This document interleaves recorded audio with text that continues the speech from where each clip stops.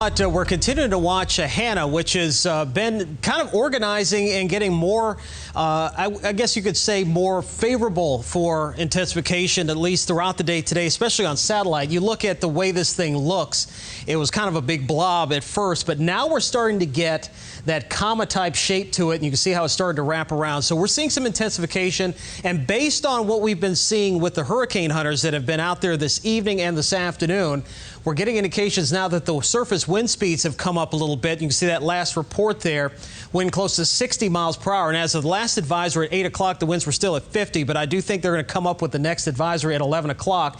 And you also see the pressure now down to 992 millibars, which as of the 8 o'clock advisory is at 998, meaning that with a lower pressure, the storm is starting to intensify. So we're watching that. We're also keeping an eye on Gonzalo, which right now is making its way westward. Has had a real tough time with dry air today.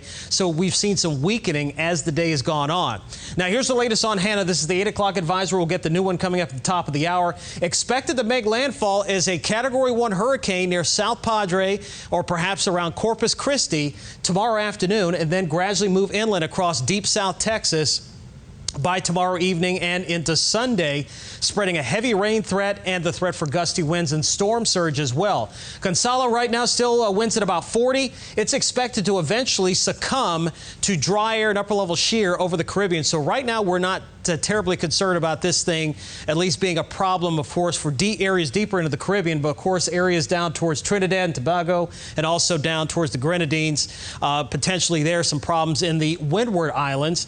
And then last but not least, we're going to keep an eye on this wave here. If this storm were to develop and become a named storm, the next name on the list is Isaias. As it heads off towards the west, we expect development with this one as it moves out into the middle of the Atlantic. Right now, the 50% chance of development.